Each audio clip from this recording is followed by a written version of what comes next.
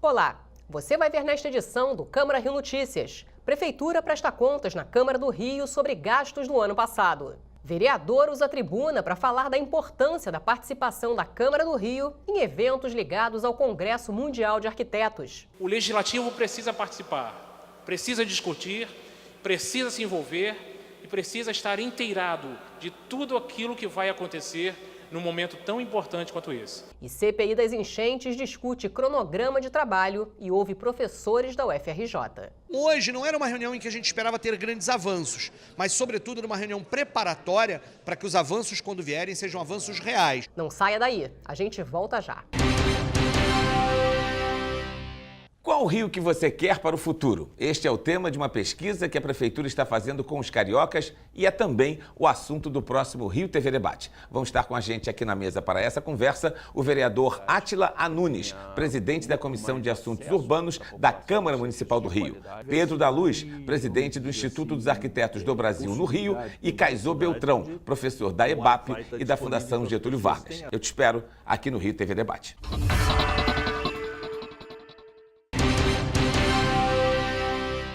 A gente começa esta edição falando sobre a prestação de contas da Prefeitura relativa ao terceiro quadrimestre de 2018. Representantes das Secretarias de Fazenda e da Saúde participaram de 2 audiências públicas na Câmara do Rio e apresentaram dados referentes aos gastos no ano passado. A conta é difícil de fechar. O déficit de 2017 já passava de R$1 bilhão, o que trouxe impactos para o ano seguinte. Foi preciso trocar investimento por pagamento de dívidas e de empréstimos contraídos pela administração anterior.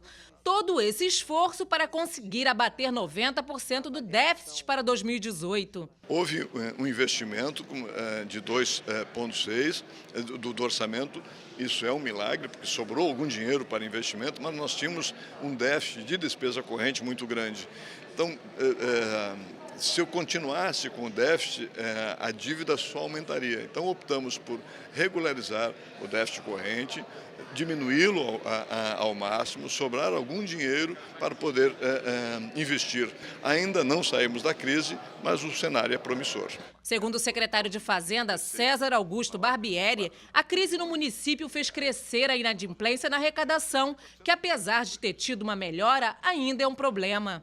O secretário ainda agradeceu à Câmara pelo esforço na aprovação de importantes leis, como, por exemplo, a do IPTU, que permitiu um aumento na arrecadação do município. A presidente da Comissão de Finanças da Câmara criticou o corte de encargos de funcionários públicos. É muita mesquinharia e é muita falta de bom senso de não perceber que essas pessoas, para assumirem chefias e responsabilidades, acabaram de perder R$800 do seu salário, porque a sua subsecretaria já tirou do controle urbano 50% dos recursos destinados a encargos dos funcionários. Já o vice-presidente da comissão, vereador Rafael Aloísio Freitas, questionou a necessidade de convocação de concurso público para o município. Esse grupo de trabalho que foi criado, qual o prazo que o senhor imagina que ele possa apresentar um relatório a respeito das características e das vagas, a respeito do concurso? O senhor já falou da previsão de se manter aí essa despesa com o pessoal, talvez até menos de 50% dos gastos, então acho que consegue então firmar a realização dos concursos. Em seguida, foi a vez da Comissão de Higiene, Saúde Pública e Bem-Estar Social ouvir a prestação de contas do representante da pasta de saúde sobre o Sistema Único de Saúde no período do terceiro quadrimestre de 2018. Durante a audiência, o subsecretário-geral executivo da Saúde atualizou os dados. O orçamento da Secretaria para 2018, aprovado pela Câmara, foi de cerca de R$5 bilhões. Orçamento de 2018. Orçamento aprovado pela Câmara, 5,8 bi, é isso? Entre o número de 5.871 e o número de dotação de 5.452, há uma movimentação de cancelamentos de 4 bilhões e 97 milhões e de acréscimos de 3.677. Então, ao longo do ano de 2018, foram feitos transferências orçamentárias, IPOs e transferências orçamentárias, que consolidaram esse número e, portanto, essa diferença foi cancelada do orçamento da saúde. A diferença é em torno de 300 milhões de reais. O atraso no pagamento de funcionários, a falta de tomógrafo nas unidades de saúde e a paralisação do atendimento aos pacientes renais em clínicas conveniadas foram criticados. Até o momento, as unidades de emergência, que seriam as prioridades para esses equipamentos, não encontram-se com o tomógrafo em funcionamento, ou no funcionamento que deveria estar. Efetivamente foram inaugurados equipamentos em março de 2019 no Hospital Salgado Filho, aliás, um vexame de inaugurar um tomógrafo e não funcionar. Eu aceito humildemente a crítica do Salgado Filho. É claro que o problema que foi apontado é carro novo, o problema que foi apontado só podia ser visto com o tomógrafo operando. Era uma falha de qualidade da imagem de uma peça, obviamente garantia total, porque zero quilômetro, a peça já veio, já está sendo trocada, mas a gente só tinha como descobrir rodando a imagem. A recém-criada CPI das enchentes ouviu nesta quinta-feira 2 professores da UFRJ sobre inundações e deslizamentos. Eu mesma acompanhei. A reunião durou cerca de 3 horas e contou com a presença de moradores de áreas afetadas, pessoas de movimentos sociais e professores. O vereador Tarcísio Mota, presidente da CPI, abriu a sessão apresentando o plano de trabalho e o calendário das próximas reuniões. Na primeira fase serão cobrados relatórios da Seconserva, GeoRio e Rio Águas. O presidente falou sobre os problemas que a comissão vai tratar e apresentou alguns eixos da investigação. O eixo da questão da prevenção e da mitigação, o eixo contingenciamento e gestão de crise e o eixo atendimento e acolhimento dos atingidos, que é o terceiro eixo, o quarto eixo, saúde pública e saneamento ambiental, e o quinto eixo, mudanças climáticas e intensificação de eventos climáticos extremos. Depois de deliberarem sobre os rumos da CPI, 2 professores do Laboratório de Geohidroecologia da UFRJ apresentaram estudos técnicos e científicos sobre os desastres relacionados aos desabamentos e inundações na cidade. Eu apresentei um histórico de deslizamentos que causaram desastres graves na cidade do Rio de Janeiro, como nos anos de 88, 96, 2010.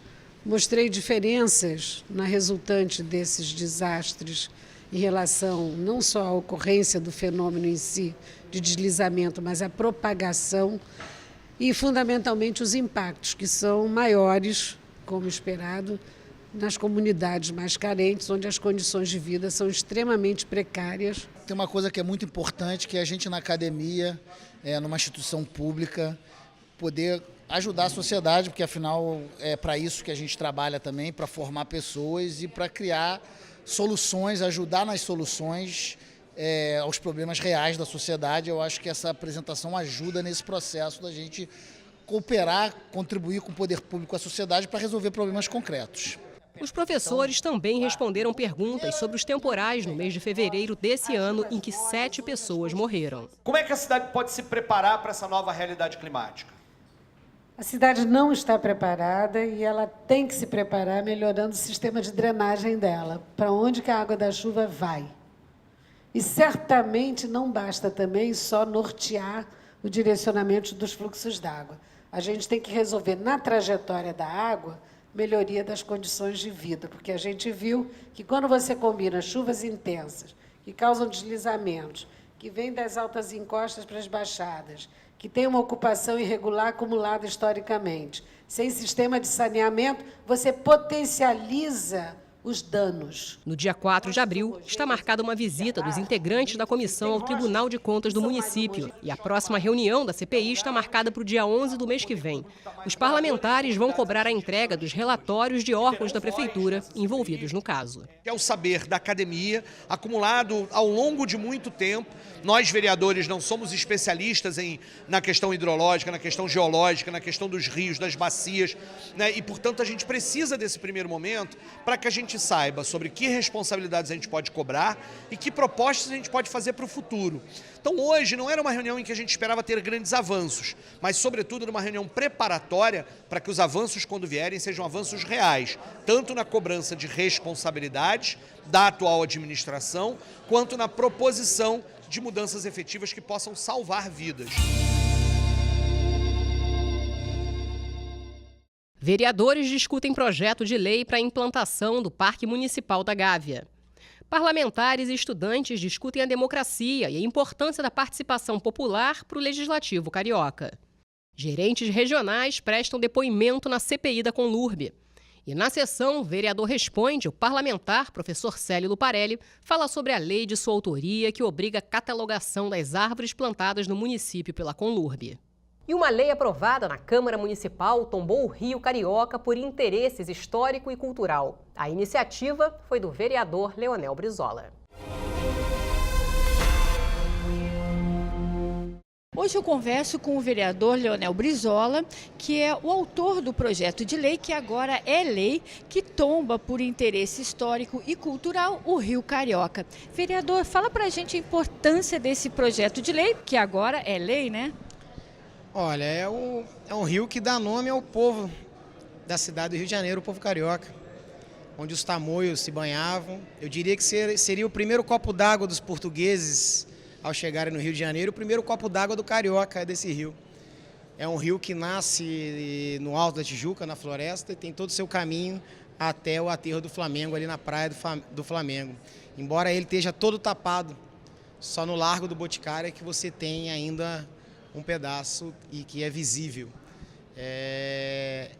O intuito foi chamar a atenção das águas do rio, né? De tantos rios que nós temos, dessa beleza hídrica que nós temos e tão mal cuidada, não preservada. E que esse rio que já foi, que na sua, lá no Alto da Tijuca é limpo, limpíssimo, sabe? Água pura, você toma de caneca, né? E ao longo do seu trecho ele vira praticamente esgoto puro. Para chamar a atenção nas nossas autoridades, com tanto gasto supérfluo que a gente vê por aí, e não há um cuidado com essa questão do saneamento da nossa cidade. Cuidado com as nossas águas, né? O rio maravilhoso das suas praias, das suas montanhas e de seus rios está muito mal cuidado. Então, eu acho que colocando essa questão de trazer como patrimônio da cidade, da nossa história, que faz parte da nossa história, nós obrigamos a prefeitura a, de fato, cuidar do Rio Carioca. Esse rio que é o símbolo da nossa cidade e que as pessoas têm que conhecer. Talvez as pessoas nem saibam que aquela vala negra que cai ali na Praia do Flamengo é um lindo rio, que tem lá em cima no alto toda a sua beleza, toda a sua história, que confunde com a história do Rio de Janeiro. Por que a gente não pode ter mais um copo d'água limpo, né, potável, em todo o seu curso? É simples, é só a prefeitura trabalhar com estação de tratamento, melhorar a qualidade e abrir pontos que ele foi soterrado. Então, na verdade, é para que não só o Rio Carioca, mas como todos os rios do Rio de Janeiro, da cidade do Rio de Janeiro, né, tenham esse cuidado, porque trabalhar pelas próximas gerações é investir em meio ambiente. E nada melhor do que recuperarmos essa beleza e essa riqueza natural do Rio de Janeiro. Como o senhor falou, além de recuperar toda essa beleza, né, natural do Rio de Janeiro, importante para que a população também tome conhecimento do Rio Carioca, né? Claro, e você vê quantos problemas de saúde tendo da falta de tratamento do saneamento, né? Desde endemias, seja chikungunya, dengue, outras doenças de pele, né, e que perfazem na nossa cidade, como se você preservasse os rios, tratasse, cuidasse, nós teríamos menos enchentes, menos acometimentos de saúde, fruto do descaso do saneamento básico, né, porque parece que fica enterrado, não fica visível, então os governantes não têm esse cuidado. E eu lembro do meu avô, Leonel Brizola, que tinha uma visão enorme com a questão do saneamento, né? Ele tirou aquela lata d'água da cabeça do povo, da caixa d'água, e botou encanamento para as pessoas. Mais de 18 mil quilômetros de saneamento, as pessoas tinham água dentro das suas casas, coisas que não existiam em todas as favelas. Então, isso mostra que há, sim, um projeto que já foi cuidado e que a gente cada vez mais tem que aprimorar e cuidar e melhorar o meio ambiente. Trabalhar pelo meio ambiente, como eu falei, é trabalhar pelo futuro das próximas gerações. Ok, vereador, muito obrigada pela sua entrevista e nós voltamos ao estúdio. E você vai ver no próximo bloco. Vereador defende participação da Câmara do Rio em eventos relacionados ao Congresso Mundial de Arquitetos. Em 2018, a Rio TV Câmara trouxe grandes novidades para tornar a sua experiência ainda mais dinâmica. Agora você tem mais 2 canais de comunicação com a gente. Além do Facebook e YouTube, também estamos no Instagram e no Twitter. Bastidores das matérias, programas, conteúdos exclusivos e muito mais. No estúdio ou nas ruas. Saiba em primeira mão o que acontece na Casa do Cidadão Carioca e em todo o município. Desde o cotidiano da cidade em um jornal diário. Passando pelo plenário da Câmara Municipal. Além de programas sobre o Legislativo e a cidade. E debates com vereadores e especialistas sobre os temas mais relevantes para os cariocas. Uma linguagem dinâmica e informativa. Que colocamos no ar todos os dias. Participe, mande críticas, sugestões e nos ajude a fazer uma programação cada vez melhor. Você também faz parte dessa história. Siga a Rio TV Câmara nas redes sociais.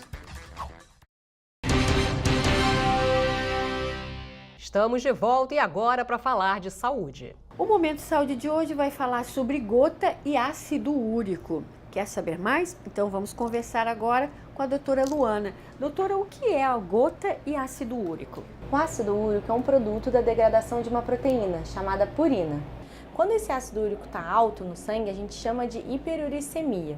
Esse ácido úrico ele pode se depositar no subcutâneo, gerando estofos, ele pode gerar uma lesão renal até chegar à insuficiência renal, ele pode gerar cálculos renais e ele pode também gerar uma inflamação na articulação, que é o que a gente chama de gota. A gota ela acontece quando há uma variação na quantidade de ácido úrico no sangue e aí ele acaba se precipitando, gerando essa inflamação na articulação. Como o ácido úrico acaba se precipitando em temperaturas mais frias, essa precipitação vai acometer as articulações mais periféricas do corpo, então o pé e o joelho. Por isso que geralmente as articulações acometidas pela gota são do pé e do joelho. Agora é importante dizer que o principal cálculo na urina, o principal cálculo renal não é o de ácido úrico, mas um dos tipos de cálculo renal pode ser de ácido úrico. O que precipita a gota? Então, na prática, existem alguns alimentos que são ricos em purina. Como o ácido úrico é um produto da degradação de purina, esses alimentos que têm muita purina, eles podem gerar uma crise de gota. Então, quais são esses alimentos? Por exemplo, a carne vermelha, peixes, crustáceos, cerveja, miúdos. Esses alimentos têm mais purina e podem gerar essa precipitação. Além disso, é importante a gente falar que alguns remédios eles podem gerar também. Por exemplo, se você faz uso de anti-inflamatório, de aspirina, tudo isso pode acabar precipitando. Por outro lado, você beber leites derivados do leite ou você beber bastante água são benéficos, eles ajudam. Como tratamos a gota? É importante a gente deixar claro que a gota, embora seja essa precipitação, ela causa essa inflamação na articulação, no momento agudo a gente não vai abaixar o ácido úrico, porque isso pode piorar o quadro. Então, no momento agudo, a gente vai fazer corticoide, anti-inflamatórios e principalmente a colchicina. Agora, depois da crise aguda, aí sim a gente vai se preocupar em abaixar o ácido úrico da pessoa. Doutora, como tratamos a hiperuricemia? A gente vai tratar a hiperuricemia em alguns casos. Quando ela vem associada à gota, quando ela vem associada a tofos gotosos, quando o ácido úrico está alto demais no sangue, quando ele está alto demais na urina, quando ele é associado a cálculos renais, e em alguns casos específicos, como por exemplo alguns tipos de câncer, de leucemia. E aí como é que a gente trata? Geralmente a gente vai tratar dando um remédio chamado halopurinol, que ele diminui a produção do ácido úrico. Mas existe também um outro remédio que ele aumenta a excreção do ácido úrico, que é o probenicid. A gente também pode utilizar ele. Na prática, vai depender de cada caso e da investigação, porque a gente vai ter que entender qual é a indicação do tratamento e quais estão sendo as taxas no sangue e na urina do ácido úrico. Doutora, muito obrigada pela sua entrevista e até o próximo Momento Saúde. O Rio de Janeiro será sede no ano que vem do 27º Congresso Mundial de Arquitetos. A previsão é que mais de 15 mil pessoas participem do evento. Arquiteto de formação, o vereador Eliseu Kessler subiu à tribuna para defender a participação da Câmara do Rio em debates relacionados ao Congresso. Nós estaremos recebendo nomes famosos do mundo todo que estarão aqui discutindo as novas tendências arquitetônicas, os projetos existentes, os projetos passados, mas que, acima de tudo, estarão discutindo um mundo melhor através da arquitetura. Quero deixar aqui o meu registro em ser um parlamentar desta casa, arquiteto, e que tem um grande prazer em se envolver neste evento que estará acontecendo em julho de 2020, e eu quero participar ativamente da elaboração do Congresso. Estou recebendo hoje no meu gabinete a comissão organizadora do Congresso Mundial de Arquitetura. Eu vou subir agora para estar com eles, porque o Legislativo precisa participar, precisa discutir, precisa se envolver e precisa estar inteirado de tudo aquilo que vai acontecer num momento tão importante quanto esse. Há 51 anos, o estudante secundarista Edson Luiz era assassinado no Rio de Janeiro. A morte foi o estopim de uma revolta estudantil que ganhou as ruas da cidade. Edson foi morto em março de 68 por policiais militares durante um protesto junto ao restaurante Calabouço. Confira agora um trecho do programa Fatos Políticos, produzido pela Rio TV Câmara, que ouviu vários personagens da época.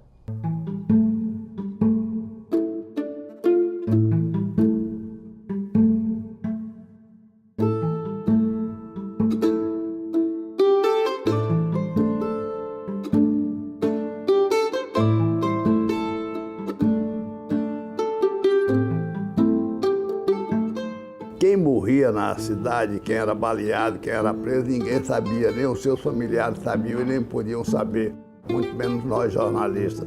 E aquele dia do calabouço, graças a, eu digo, aquela massa que estava ali e que o Edson foi morto ali dentro do calabouço, e como os estudantes todos estavam ali, puderam resgatar o corpo do Edson e trazer aqui para a Câmara dos Vereadores.